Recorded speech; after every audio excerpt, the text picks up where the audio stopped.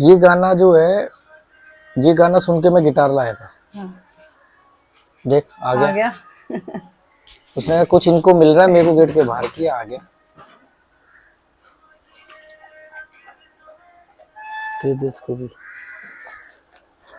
तुमने एक गिटार लिया था जनवरी 2016। जनवरी 2016 में लिया था, तब ये गाना आया था, अमान मलिक का। हाँ। अमान मलिक से कहना बस इतना है तुमसे कहना। उससे ही उस समय अपने घर में लूप में बजता था कंटिन्यूसली, पता नहीं पूरा पूरा दिन। ऐसा लगता था ये जैसे। गाना मुझे एक्चुअली में, इस गाने का ना, मैंने इसका इंटरव्यू देखा था, तो इंटरव्यू में वो गिटार बजा करके इस गाने को सुना रहा था। तब मुझे याद आया कि गिटार, ऐसा नहीं कि मैं कोई गाने से इम्प्रेस हो गया और गाने से इम्प्रेस होकर मैंने गिटार खरीदा। मैंने क्या बोला कि मैं मूवीज और फिल्मों को, गानों को बिल्कुल पसंद नहीं करता, क्योंकि इंसान के दिमाग को ना काल्पनिक दुनिया में लेके जाते हैं, सिजनोफेनिया का शिकार बनाते हैं, और किसी काम के नहीं होते हैं। ये फिर कभी भी दुनिया में कोई क्रांति फिल्मों की वजह से नहीं हुई, कोई लड़ाई देशभक्ति के गीत की वजह से नहीं जीती गई, केवल थोड़ी देर के लिए जोश भर सकते हैं। ये मोटिवेशनल गाने होते हैं ना, जिंदगी आ रहा हूं मैं बस, ये थोड़ी देर ही अच्छा लगता है। वो तो अपना घोड़े पे टक टक टक टक करके गाना गा रहा है, वो तो कमा लिया लाखों करोड़ों रुपया। पब्लिक सोचती है इससे हम भी वो हो जाएंगे। पर जब मैंने गाना सुना था तो मुझे याद आया कि अरे यार, बचपन में 7th क्लास में मेरा शौक था गिटार खरीदना। 7th क्लास में मेरा एक दोस्त बना था जो बोल सुन नहीं सकता था, भोलू। भोलू नाम है उसका। वो शकरपुर में रहता था, दिल्ली के, ईस्ट दिल्ली के। वो हमारे लैंडलॉर्ड का बेटा था। जो उसके पापा थे वो आर्मी रिटायर्ड थे, कर्नल SR पाल करके शायद नाम था उनका। तो उनके घर में हम किराए पे रहते थे। तो उनका बेटा था, बड़ा बेटा, भोलू का बड़ा भाई, वो म्यूजिक इंस्ट्रूमेंट वगैरह बजाता था। तो गिटार के लिए मैंने जिद करी वहां से। उन दिनों एक पिक्चर रिलीज हुई थी, चमत्कार, शाहरुख खान की, किंग अंकल, ये उन दिनों की बात है, 7th क्लास में पढ़ता था मैं। तो मैंने जिद करी गिटार की। अब गिटार तो उस समय गिटार आता था 2000 रुपए के आसपास का, तो 2000 रुपए उस समय के हिसाब से बहुत महंगे थे। 92 की बात है ये। हाँ। 92 मुझे इसलिए याद है क्योंकि उस समय वो चलो अयोध्या और राम मंदिर बनाएंगे, रथ यात्रा, वो सब चल रहा था। अच्छा। 92 में बाबरी मस्जिद का शायद वो 92 में ही हुआ था वो। तो उन दिनों की बात है, तब हम वहां रहते थे। तो मैंने बोला कि मुझे गिटार चाहिए, तो गिटार तो महंगा था, तो वो कहाँ से खरीदे। तो 150 रुपए का बेंजो दिलवा दे। वो आज बेंजो आज भी मेरे खिलौनों के बैग में रखा है ना, वो बेंजो दिलवा दिया उन्होंने, वो 2 वाला डब डब डब डब वाला। तो जब मैंने गाना सुना, मैंने कहा यार आज तो तेरी औकात है। तब जाकर के मैं फिर ये अट्टा मार्केट नोएडा से हमने ये गिटार खरीदा था। गिटार खरीद के तो मैं अकेले ही लाया था। हम बाद में इसकी सर्विसिंग के लिए सब साथ सर्विसिंग गए के थे। साथ में गए तो तुम क्लास से ही सीधा गए थे गिटार हाँ, लेने के जब लिए? दंगल मूवी देखी थी हमने इसकी सर्विसिंग तब के टाइम सर्विसिंग पे। करवाई थी।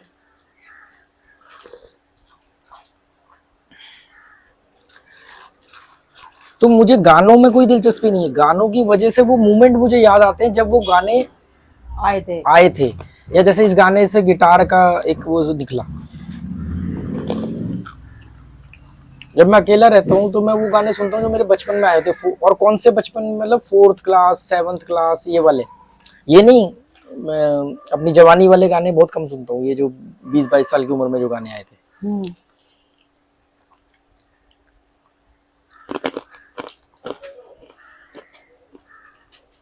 और कभी भी गाना मैं लीड लगा के नहीं सुनता। लीड लगा के सुनूंगा ना तो वो मुझे लगे मैं ही सुन रहा हूँ, वो माहौल में नहीं होता वो गाना, है ना। लीड में गाने सुनने का या कोई कुछ भी मजा नहीं जब आप आता। नॉर्मल आवाज में गाना सुनते हो, जैसे रेडियो सुनते हो, जैसे मैं बात कर रहा हूँ, तो मैं लीड में नहीं बात कर रहा, मैं तो नॉर्मल बात कर रहा हूँ। ऐसे जब गाना वो सुनते लगता है हो कि हाँ, तो वो माहौल में चल रहा होता है, माहौल में चल रहा होता है। आपको दूसरी साउंड्स भी आ रहे होते हैं। मुझे खुद ही ये लीड लगा के अच्छा नहीं लगता कुछ भी, कोई वीडियो देखना भी नहीं अच्छा लगता। अब इस कुर्सी की ये पंगा है कि इसमें हम ये रखेंगे तो कब गिर जाएगा। बस भाई, क्यों एक्साइटेड हो रहा है इतना? ये तो पागल ही हुआ पड़ा, देखियो आंखों में पानी आया पड़ा है। चकली देख के पता नहीं आज ऐसे खुश हो गया बहुत।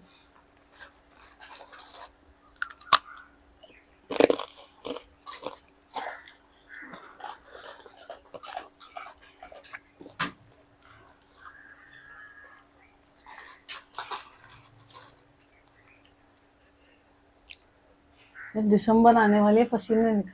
पसीने आ रहे हैं। दिसंबर 4 दिन बाद दिसंबर शुरू हो जाएगा। हमें ना एक दिन कढ़ी चावल बनाओ यार, कढ़ी हाँ चावल। मैं लाई हूँ उसका सामान, देखती हूँ आज नहीं तो कल बनाऊंगी। कढ़ी चावल खाए हुए बहुत दिन हो गए। हमने तो एक दिन तुम्हारे पीछे बनाए थे, तुमको बहुत टाइम हो गया। थोड़ा जोर से बोल।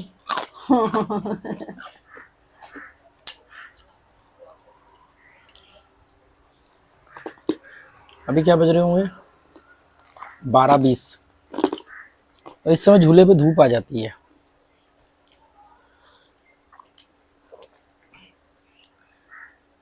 कल लाइव में किसी ने कहा, आई थिंक राजेंद्र बराठे, कि मैं आपके वीडियो अपने बच्चों की क्लास छुड़वा के या क्लास के बारे में बात ना करके आपके वीडियो दिखाता हूँ, चला के रख देता हूँ और उसके बारे में फिर हम बाद में सवाल जवाब करते हो। सर जी ने क्या कहा। उनको ही एक बार मैसेज आया था ना, जिन्होंने कहा था कि मैंने अपने बच्चों की पढ़ाई छुड़वा दी है। नहीं, वो कोई और थे।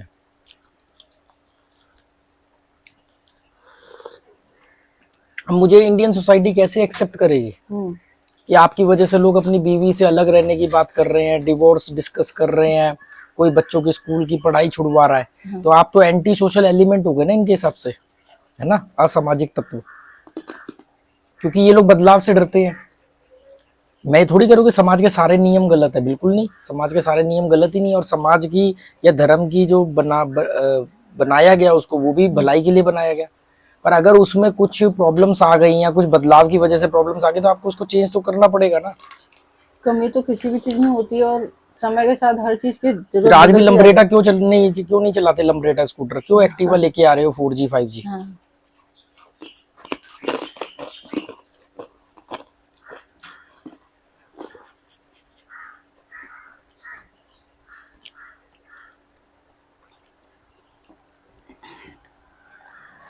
बदलाव से हर कोई डरता है, सही बात है।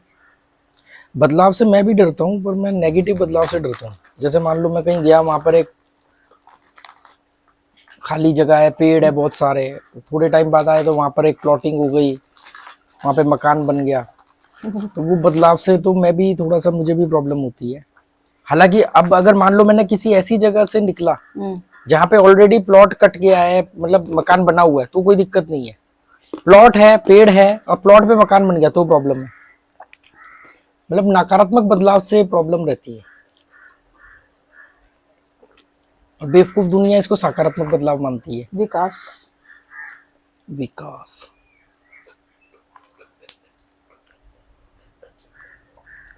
विकास जरूरी है। विकास ऐसा नहीं कि विकास के आप खिलाफ हो सकते हो, पर कुछ सीमाएं और नैतिकता जरूर होनी चाहिए। अभी अगर आप वैज्ञानिकों को कंट्रोल ना करो, ऐसे ऐसे वायरस बना देंगे, पूरी धरती खत्म हो जाएगी। गोवा में जो रूल है कि आप इतने एरिया छोड़ोगे ही छोड़ोगे, या नदी से इतनी दूर घर बनाना पड़ेगा, इतना ऊपर नहीं बना सकते, और ना तो यहाँ पे भी सब बराबर हो जाता है। मैंने शास्त्र पढ़ा हुआ है, ठीक है। मेरे पास कितने कंसल्टेंसी के लिए आते थे, मैं उनको बोलता था कि यार ऐसे मकान बनाना, इतनी जगह छोड़ना, वो उठ के मुझे पागल बोल के चले जाते थे। क्योंकि वो कह रहे कि यार ये आदमी घर छोटा बनाने की बात कर रहा है, खुला एरिया की बात कर रहा है, चारों तरफ क्रॉस वेंटिलेशन की बात कर रहा है। अब दिल्ली में तो मकान से मकान चिपक के बनते हैं। वो कह रहे हम तो सड़क छज्जा भी गली के अंदर निकालते हैं सरकार की जगह पे। सड़क भी घर के अंदर लेने चक्कर में। दिल्ली में ये जो जमुना पार वाले इलाके हैं, जो बिल्कुल ही वर्स्ट इलाके हैं, मकान बनाएंगे, 100 गज का प्लॉट लेंगे, 50 गज का प्लॉट लेंगे, पूरे 50 गज पे तो बाउंड्री बनाएंगे, 2-2.5 फुट 3 फुट का छज्जा बाहर निकालेंगे। वो हवा में गवर्नमेंट की जगह पे आ गया, गली में कोई धूप नहीं आएगी, दोनों तरफ से मकान बढ़ गए। उस छज्जे के ऊपर लैट्रिन बाथरूम बनाएंगे अपना, तो क्या हुआ? लैट्रिन बाथरूम की जगह बच गई उसमें। अपने प्लॉट में आई नहीं, सरकार की फ्री की जगह पे आपने हवा में लैट्रिन बाथरूम बना। तो कभी देखना जमुना पार में ज्यादातर मकानों में छज्जों पर, छज्जा बोलते हो जो बालकनी, उस छज्जों पर लैट्रिन बाथरूम होंगे। आप घर का कोई मेंबर लैट्रिन जाएगा, पूरा मोहल्ला देख सकता है कि कौन गया है मेरे लैट्रिन। ये हाल है वहां के। सब गई, हम जितने भी 2-3 घरों में गए हैं सबका यही हाल है।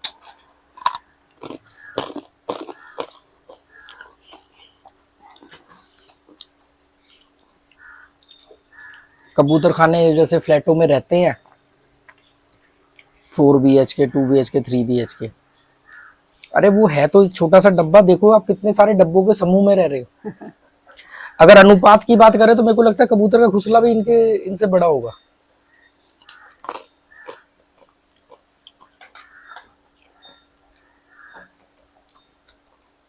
अब तो और फ्लैट छोटे छोटे बनते जा रहे हैं जितने ज्यादा, क्योंकि वो स्टूडियो कॉन्सेप्ट आ गया, हाँ। बहुत आ गया।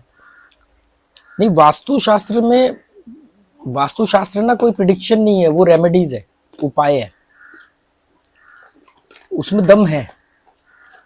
अब वो उसको भी कोई किसी चीज से बोल दे, आजकल वास्तुशास्त्र का सिंपल सा है, वो आएगा आपके घर में, आपको आके सीधा बोलेगा कुछ एनर्जी है, कुछ है, बस बस ये 50% तो उसने अपना काम कर दिया। फिर वो दुनिया भर की एनर्जी तो हर जगह होती है, क्वांटम थ्योरी पढ़ोगे तो आपको मालूम है कि एक डॉट में भी एनर्जी है, अगर आप एक पेन से डॉट बनाते तो।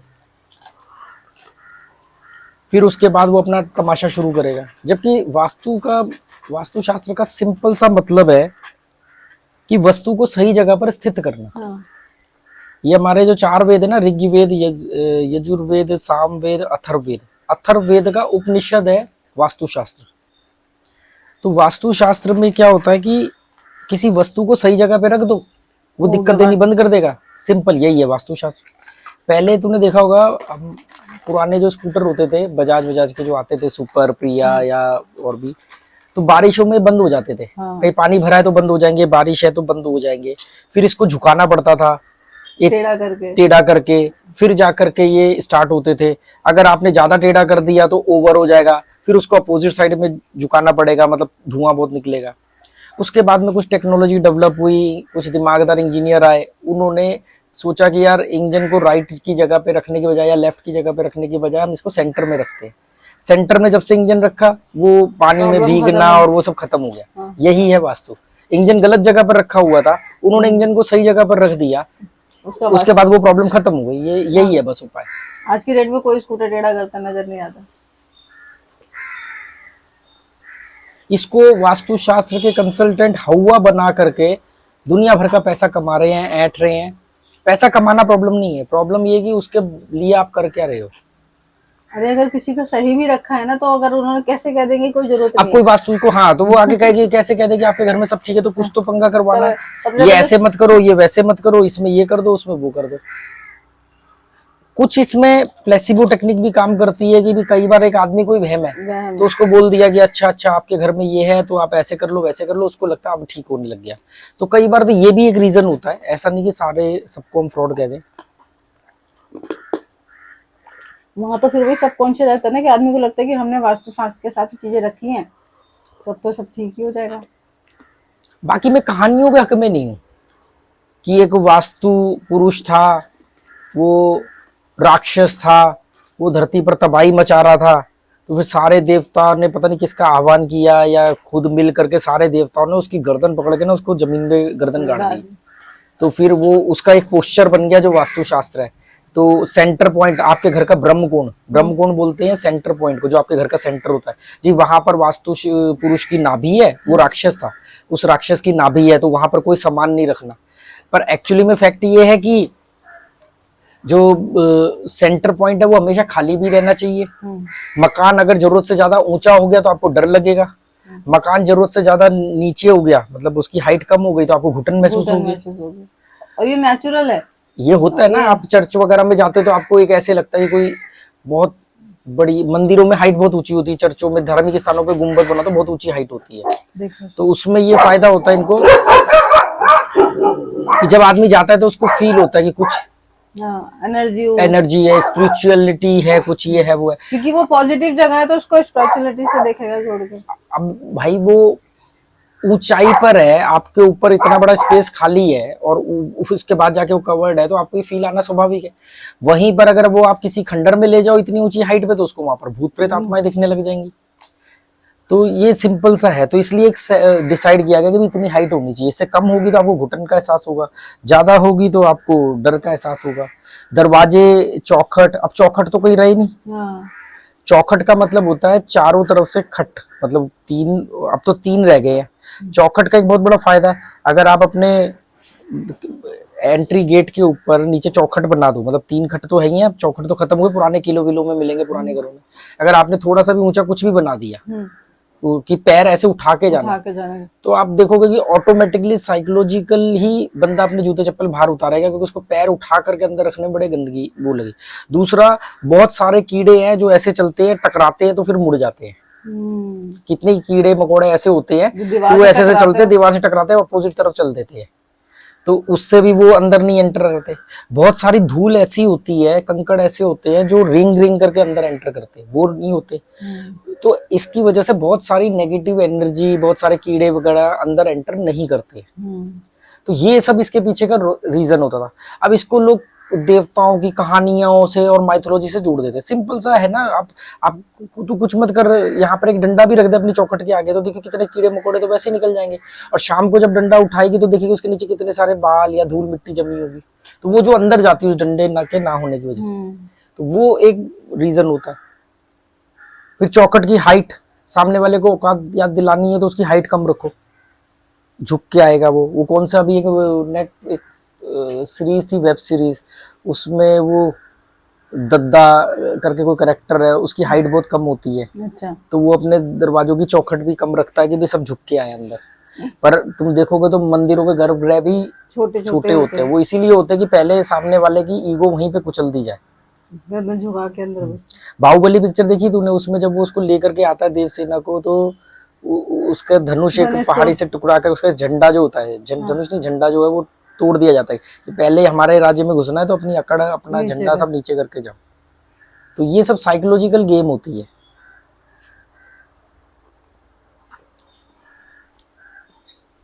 मैं क्या है कि मैं इनसे पैसा ना बना के मैं लोगों को इनके राज खोल के बताता हूँ।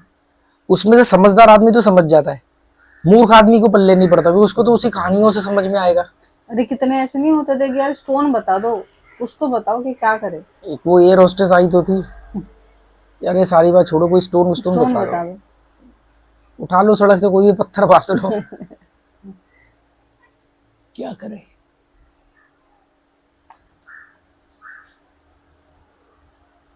लोग यकीन करने को बैठे होते, बस उन्हें कोई बहाना चाहिए होता है। आप इनको बदल थोड़ी सकते हो। घर के सेंटर में बैठ जाते हैं हवन करने, जबकि कायदे में सेंटर पॉइंट को खाली रखा जाता है, आप वहां पे उसको गर्म कर रहे हो। कितने घरों में चले जाओ, सेंटर जो घर का ब्रह्म कोण होता है उसमें उन्होंने डाइनिंग टेबल रखा है, सोफा रखा है। जैसे हमारे शरीर का सेंटर पॉइंट ये नाभि होती है, सिर का सेंटर पॉइंट ये होता है, घर का हर जगह एक एनर्जी का तो वो है। अब ये चीजें मैं इनको ऐसे समझ, वो फिर हवन का करे जी, अरे हवन करना है आप ईशान कोण में करो ना हवन। नॉर्थ ईस्ट जो जगह होती है वो मंदिर के लिए, पूजा पाठ के लिए सबसे बेस्ट जगह होती है। साउथ वेस्ट में सबसे कम एनर्जी होती है, वो बेडरूम के लिए सबसे अच्छी होती है, ताकि वहाँ शांत रहे आदमी। अरे वो फ्लैट्स हैं, जगह है। साउथ वेस्ट में बेडरूम, साउथ ईस्ट में आग्नेय कोण बोलते हैं उसको, वहां पर किचन, गर्म जो भी चीजें होती है किचन वगैरह, वो ऊर्जा का स्थान है, मंगल का माना जाता है। ऐसे करके प्रॉपर, मैं मंगल ये सब चीजों को मैं ज्यादा वो उसमें नहीं जाता, पर मैं बात ये कर रहा हूँ कि इनके लॉजिक होते हैं। इसको जब आप माइथोलॉजी से कहानी बना देते हो ना, तो बहुत सारे कस्टमर तो बढ़ा लेते हो, पर आप इसकी स्ट्रेंथ खत्म कर देते हो। वो जो तुमने गाय वाली बात बताई थी कि गाय कहीं क्यों ऐसे बैठ जाती है, कुछ रेस निकलती है जमीन में, वो पुराने जमाने में ऐसा, देखो ऐसा माना जाता है, मेरे पास कोई साइंटिफिक तथ्य नहीं है, पर ऐसा माना जाता है कि जानवरों को पॉजिटिव एनर्जी जल्दी फील हो जाती है। उसमें से गाय को हमने शुभ जानवर इसलिए माना है क्योंकि गाय एक बहुत पॉजिटिव जानवर है, शांत रहता है, हिंसक नहीं है, दिखने में भी उसको देख के पॉजिटिव फीलिंग आती है। मैं भगवान देवी माँ वो वगैरह वो नहीं मान रहा हूँ, गाय कैसे मेरी माँ हो सकती है, ठीक है। तो गाय एक पॉजिटिव जानवर है, ठीक है। तो जानवरों को पॉजिटिव एनर्जी फील होती है, वो वहीं पर बैठते हैं। तो गाय को कहते हैं कि ज्यादा पता होता है। पुराने जमाने में जैसे किसी ने घर बनाना है तो जमीन, बड़ी बड़ी जमीनें होती थी, तो किस जगह पे बनाए तो गाय छोड़ दिया करते थे। अच्छा। वो गाय जहां पर जाके बैठ जाती थी उनको मालूम पड़ता था कि ये जगह पॉजिटिव है, क्योंकि जमीन के अंदर से जियोपैथ स्ट्रेस निकलता है। जमीन, हमारी जितनी भी नेगेटिव एनर्जियां होती है जमीन के अंदर से आती है, पॉजिटिव ऊपर से आती है कॉस्मिक एनर्जी। तो जियोपैथिक स्ट्रेस निकलता है जमीन में से। तो वो जियोपैथिक स्ट्रेस जिस जगह पे होगा वहां गाय नहीं बैठेगी। तो कभी भी देखना गाय धूप में बैठी होगी, सड़क के बीच में बैठी होगी, पर वो बैठी होगी वहां पे, और जहां एक बैठी होगी वहीं पर सारी ज्यादातर बैठी होंगी। उनको वहां अच्छा फील होता है। तो पुराने जमाने के लोगों का ये मानना था, मुझे नहीं मालूम है कितना सच है कितना नहीं, मतलब एक्चुअली में काम करता है नहीं करता है। तो वो गाय को छोड़ते, गाय जहाँ बैठती थी वहां पर वो अपना घर बना दिया करते, क्योंकि जमीन तो बहुत बड़ी है उनके पास, तो वहां पे अपना घर, या पहले तो जमीन की जरूरत ही नहीं होती, जहां मर्जी बांध लो। आज भी ट्राइबल लोग जो है वो कहीं पर भी अपना घर बना सकते हैं, जो उनका एरिया है। एरिया हाँ, उनको खरीदनी नहीं पड़ती जमीन। हाँ, जहाँ खाली जमीन मिली आपस में बात किया वहां पे घर बना लिया, उनको जमीन खरीदनी नहीं पड़ती। तो वैसे ही वो गाय जहाँ बैठी वहां पर उन्होंने अपना घर बांध दिया। अब ये कई जगह पर लिखा होता है ना, दुर्घटना संभावित क्षेत्र। तो कई बार होता है कि यार यहाँ पर ना कुछ है, बहुत एक्सीडेंट होते होते, कुछ नहीं है, जियोपैथिक स्ट्रेस निकलता है। आदमी वैसे भी, कोई वहमी आदमी जा रहा है, कोई मेंटली कमजोर है, उस समय उसको वहां पर वो हो जाता है। तो फिर ये क्या करते हैं, वहां पर या तो कोई पीर बाबा की दरगाह बना देंगे पॉजिटिविटी के लिए, या कोई हनुमान जी की मूर्ति रख देंगे ताकि लोगों को फील हो पॉजिटिव। हनुमान जी की मूर्ति में कोई ताकत थोड़ी है, उनकी जो कंडीशनिंग है हमको लेके कि पॉजिटिविटी, तो उनको देख करके आपके अंदर ताकत आ जाएगी। उस मूर्ति में से थोड़ी कोई रेज निकल रही है, कोई हो रहा है, वो तो मूर्ति आप जाके 20-50 रुपए की खरीद लो। हमारे दिमाग में डाला गया है कि हनुमान जी एक पावरफुल, शाहरुख खान की फोटो लगाओगे चेहरे पे स्माइल आएगी, वहीं पर अमरीश पुरी की फोटो लगाओगे चेहरे पे खुंदक आएगी। ना तो शाहरुख खान आपको लड्डू पेड़े दे रहा है, ना अमरीश पुरी चाटे मार रहा है। सिर्फ फर्क इतना है कि हमने किसको किस रूप में देखा। वो अलग बात है, अमरीश पुरी ने लास्ट में अपने पाप धो लिए, जा सिमरन जा।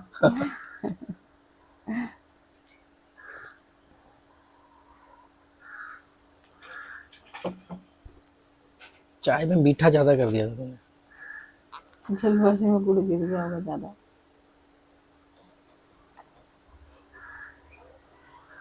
है सागर की लहरों, इसमें अंधेरा अंधेरा सा नहीं आ रहा है?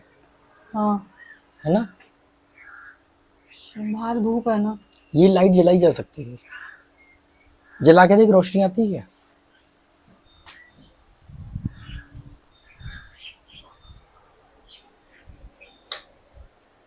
कुछ तो फर्क पड़ेगा, ऐसा नहीं है। पहले यहीं बनाते थे बैठ के, पर जब से बाहर बनाने लगे तो वहां ज्यादा फ्रेशनेस मिलती थी वीडियो।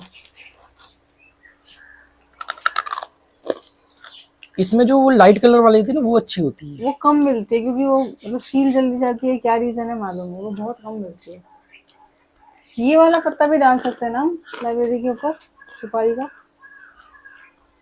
कौन सा? हाँ, वो भी है, ये भी। अभी उन्होंने काटा भी तो है, 1-2 पत्ते वो नीचे हाँ, मैंने उनको बोला था ना, ये सीढ़ी भी रखी है उनकी, जाके लगा दे दो वहां पे।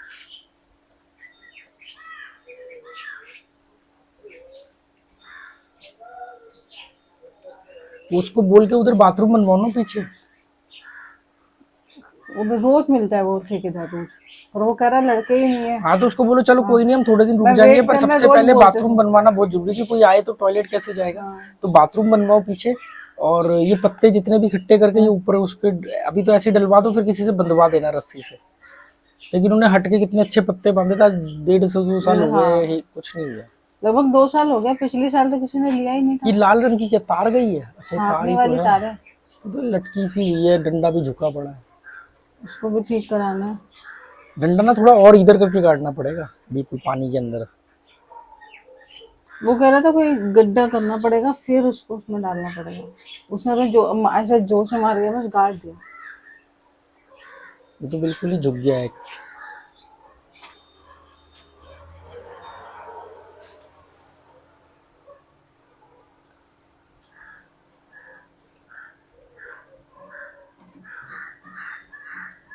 क्या करे बॉस? क्या करे, यहाँ से सुस्ती चढ़ रही है बहुत। क्या करे?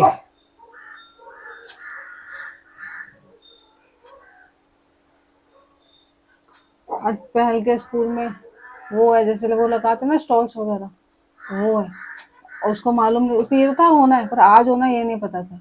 फिर स्कूल छोड़ से फोन आया उसका कि मम्मी वो तो आज आज है तो मुझे सामान लाना था, मैं तो लाई नहीं। तो मैंने कहा बता क्या चाहिए, तो उसने वाटरमेलन चाहिए, बनाना चाहिए, ग्रेप्स चाहिए, नाइफ चाहिए, डिस्पोज और टैंक बनाना है तो उसके लिए पानी की बोतल चाहिए, ग्लासेस चाहिए। मैं कहा अच्छा, तो सब लेके देके आई हूँ। कह रही मुझे थोड़ा पैसे दे दो, एक ने गोलगप्पे की स्टॉल लगाई हुई, गोलगप्पे खाने। हाँ तो नहीं है।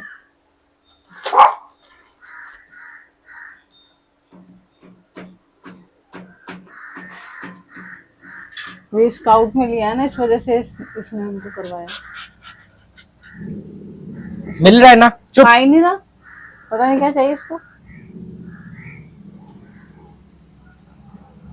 हाँ देख, कर रहे हो? देख रहे हो? छोटा टुकड़ा दिया तो फेंक दिया। मतलब थोड़ा बहुत दिमाग तो इनका काम करता है पूरा ना? करता है। कि छोटे टुकड़े नहीं चाहिए, पूरी साबुत चकली चाहिए। छोटे टुकड़े लेकर के गिरा रहा है, बड़ा पीस लिया दिया तो अंदर जाके खाएगा। जिद पे आ जाता है तो फिर करता ही नहीं है जो इसने मान लिया। अगर इसने सोच लिया बेड पे बैठ के खाना है तो बेड पे ही बैठ के खाना है। हमें और इनमें सिर्फ थोड़ा सा ही फर्क है।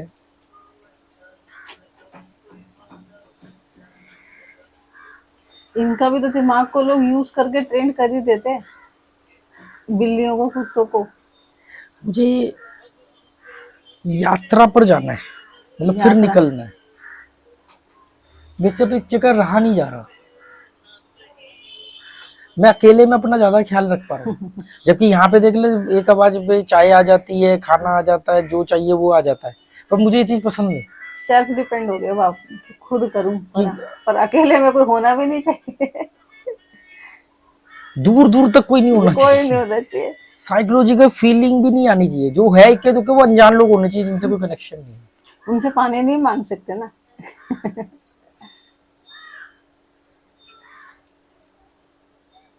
फिर आ गया। करो टिकट वगैरह, सोचो कहाँ जाना है, प्लानिंग बनाओ, प्रॉपर तैयारी करें उसकी। फिर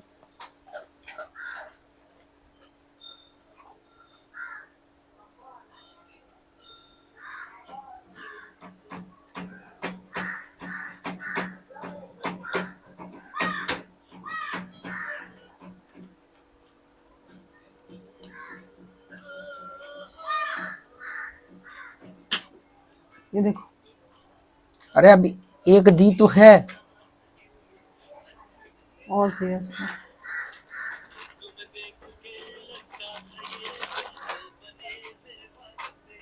ले आओ, अब सीधा अंदर जाना और दोबारा मत मांगना।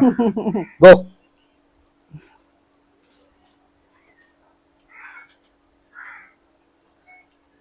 मिलिंद ने एक वीडियो भेजा था कि मेरे टीवी पे वो चल रहा है और ऐसे दिखाते हो कि उसका मिलिंद का बेटा होगा, वो बेटा देख रहा है टीवी। अच्छा। मैं कहा, इतना छोटा बेटा क्या देख रहा है मेरा वो। तो उसने मिलिंद ने कल बताया, कह रहे वो ना आपके जानवरों को अच्छा चक्कर में वो देखता हाँ, है वो कि मैंने भी पढ़ा था कि वो टोनी जेरी और डोडो के चक्कर में वीडियो देखते। डोडो की सुबह आवाज तो आ रही थी, कल तो हाँ, आया नहीं। उस दिन मैं जब देखने गई ना तो भैया ने बोला कि हमारे यहाँ तो 8:30-9 बजे तक आता है, तो अभी तो मिलेगा नहीं, मैं सुबह 7 बजे गई थी देखने, तो तब आना। मैंने कहा अच्छा। उस दिन तो वो था ही नहीं, वो तो पीछे था। कल मैं जा रही थी तो सच्ची में 9 बजे यहाँ से जब गया है तो 9 बजे उनके आंगन में घूमना था। मैंने कहा पूरी फिक्स है, अपॉइंटमेंट फिक्स है, कौन से डिपार्टमेंट में कब जाना कितनी है। देर कहाँ जाना है। अब तो सबको पता लग गया होगा कि ये जो सब जानते हैं कि ये तुम्हारा मुर्गा है जी ये, हमारा मुर्गा है, और और हमारा कब हुआ हमें भी नहीं पता। एक ये इकलौते हैं जो मुर्गा लेने आते हैं। तो हम बढ़ गया मुर्गी, अभी बच्चे भी हो गए हैं तो 15-20 हो गए हैं कम से कम। सब इसी के बच्चे घूम रहे होंगे, बड़े हो गए, सबकी टकलकियां टूटी पड़ी हैं।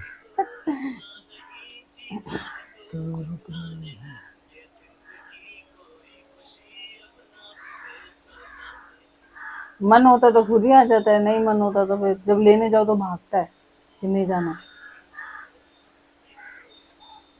हवा अच्छी चलने लग गई, तेज। आप चल रहे हैं हाँ। अभी एकदम चलने लगी है, अभी जब हमने पहले तो शुरू किया तो गर्मी लग बिल्कुल रही रुकी थी। पड़ी थी।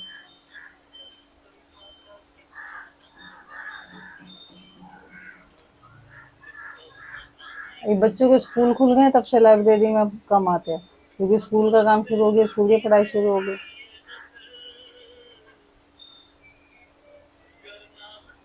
मैं अभी तक लाइब्रेरी में नहीं गया, जाऊंगा।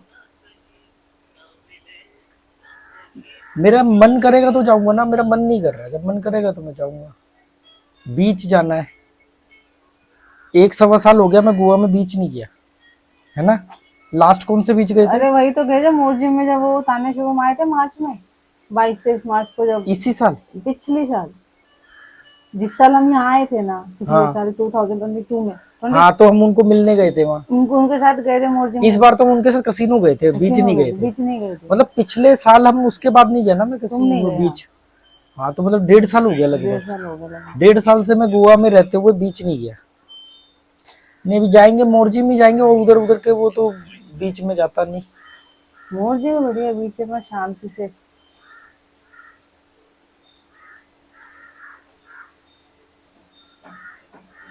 एक बार जब हम लोग पंजिम गए थे, हम तीनों, तो हम लोग वहां चले गए थे मीरामार, तो वो भी पूरा बागा बना हुआ था। मीरामार बीच जब भी जाओ ना, तो मीरामार बीच है वो पर्टिकुलर पॉइंट, हाँ, वहां तो आपको बहुत भीड़ मिलेगी। वो उससे आगे आगे चले जाओ, जहाँ हम वॉक करने, मॉर्निंग वॉक करने जाते थे, हाँ, वो वाला एरिया जो है, वो क्या नाम है उसका, उस एरिया का बड़ा अच्छा नाम है, नाम भूल रहा हूँ। करण जालन। करण जालन के सामने वाला जो बीच है, वो है तो एक ही बीच, पर इधर वाले को मीरामार कहते हैं, और वो आगे करण जालन वाला, वहां पर सारे वो नॉर्मल रेजिडेंशियल जो लोग होते हैं, वो फ्लैट्स के सामने से होके हम जो रास्ता हाँ, जाता वहां था। से।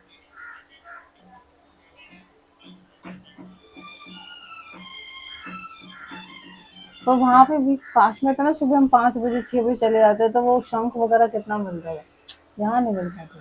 नहीं, बीच तो यहाँ भी कोई दूर नहीं है, लोग जाते हैं, पर वो अभी हमारे को, हम वहाँ रहते हैं बीच के पास, ये फर्क है ना। फिर हेल्थ कॉन्शियस के नाम पे हम, और एक तो वहां जाने की एक वो भी होती है कि भी हम, वहां वो लोग जाते हैं जो दिन भर बिजी रहते हैं, तो उनके पास एक वही सुबह का होता है जिसकी वजह से वो मॉर्निंग वॉक कर लेते हैं।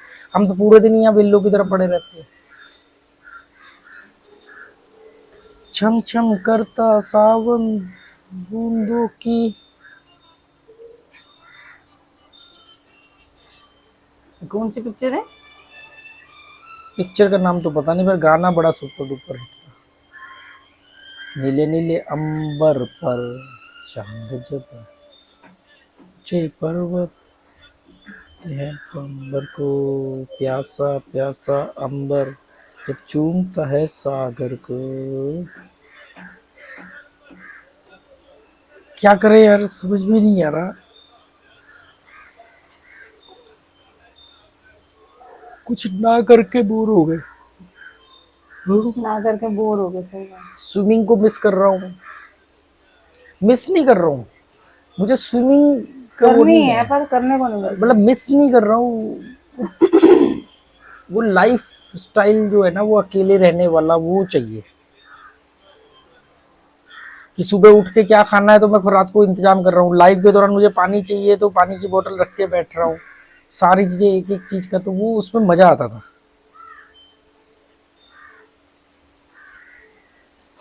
अब वो आता तो हाउसकीपिंग वाला था, वो पूरा बेडशीट वगैरह चेंज करके जाता है, पर बहुत सारी ऐसी छोटी छोटी चीजें तो मैं खुद ही समेट दिया करता था।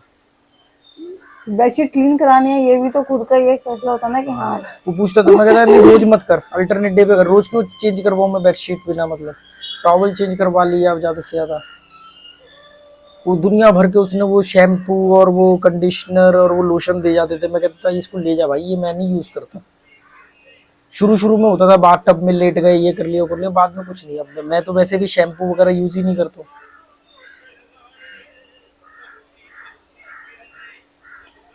जब हम गोवा आए थे उस समय तुम्हारे बाल इतने कम हो गए थे, और वो अब वापस बढ़ गए। आदमी का स्ट्रेस फ्री रहना बहुत जरूरी है। अभी मेरे को स्ट्रेस नहीं है कि मैं वो जिंदगी जी नहीं पा रहा हूँ। एक वो है कि यार, जैसे कि आप वहां बैठ सकते हो, तो आप यहाँ क्यों बैठे हो?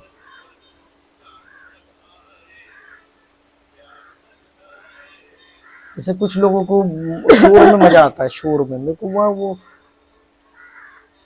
बालकनी में खड़े होकर के नीचे गाड़ियां भाग रही है, मैं उनको देख रहा हूँ। तो मैं गाड़ियों को ऐसे नहीं देख रहा हूँ, गाड़ियां देख रहा हूँ। हर गाड़ी के अंदर एक जिंदगी है और हर जिंदगी की एक कहानी है और हर कहानी जिंदगी का एक मकसद है जिसकी वजह से वो गाड़ी चला रहा है इस समय।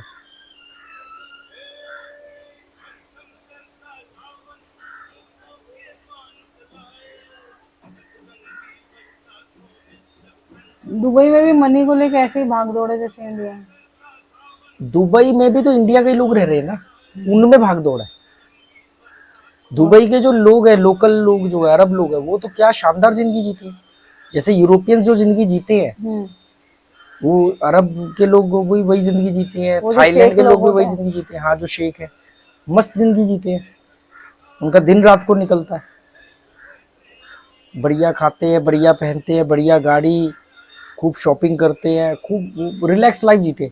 होटल में गए तो पड़े हुए हैं, मैंने उनको ऐसे बैठे हुए मजे से खाना खा रहे हैं ना, तो बहुत टाइम लेके आराम से खाना खा रहे हैं। अकेले भी खाना खा रहे हैं तो आराम से टाइम और रिलैक्स मूड में खाना खा रहे हैं। 2-3 लोग हैं तो बैठे हैं, ऐसे नहीं आए और ऑर्डर कर दिया, बैठे हुए हैं आराम से बात कर रहे हैं, हर एक से हंस के बात कर रहे हैं।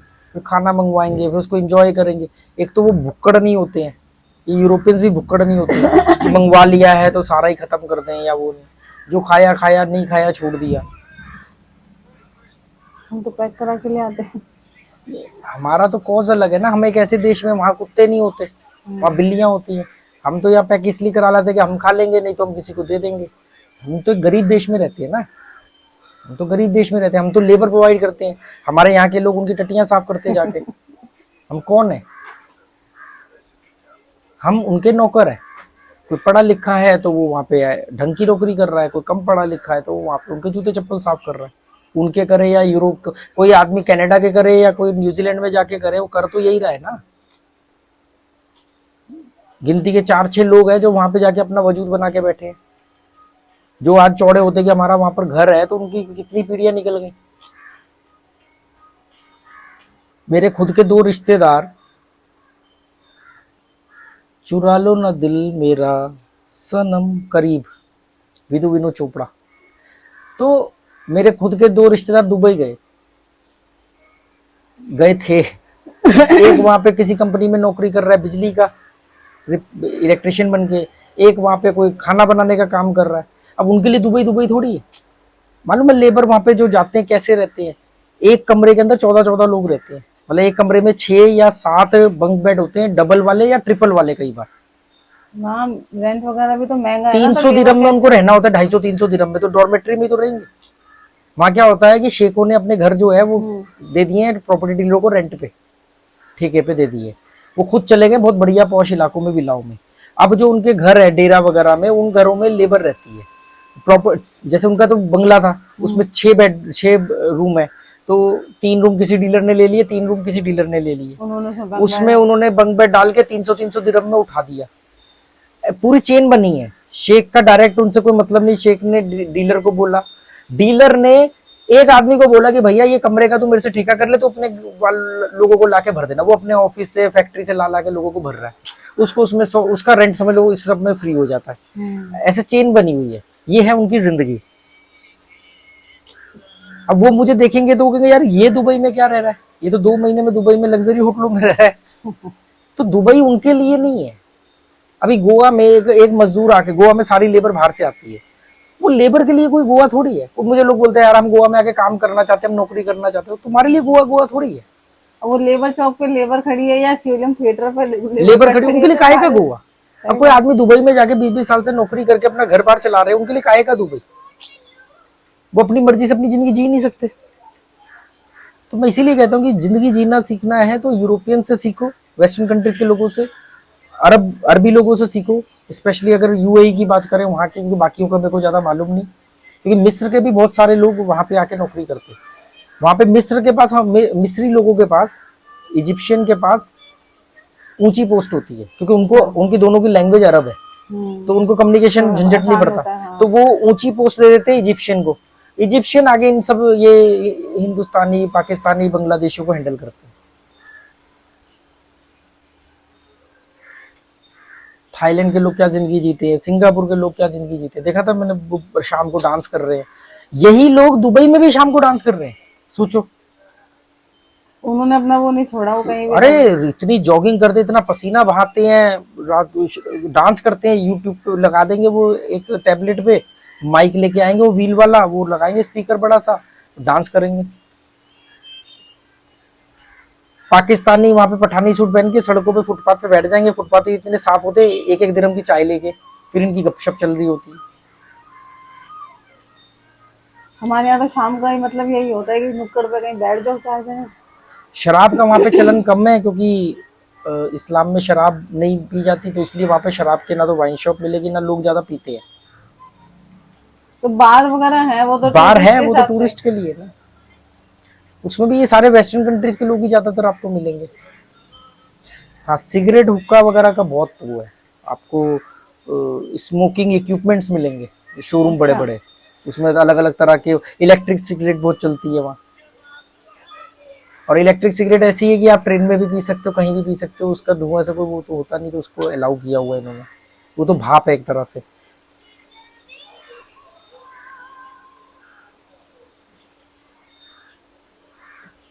मुझे किसी ने कहा था, कह रहे अरे आप सिगरेट नहीं पीते, कह रहे आप तो वो इलेक्ट्रिक वो पी लिया करो ना, उससे तो मतलब आपको स्टाइल भी अच्छा लगेगा। वो मैंने कहा जिस दिन पीनी होगी तो मैं सीधा सिगरेट सीधे पीऊंगा ना।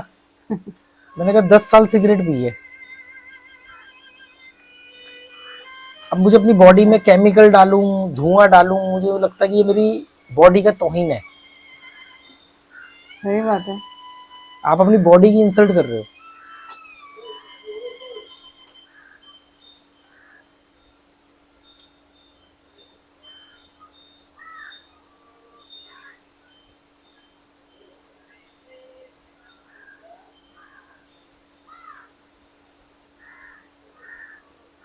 इसको बंद करो, एक कप चाय बनाओ बढ़िया सी।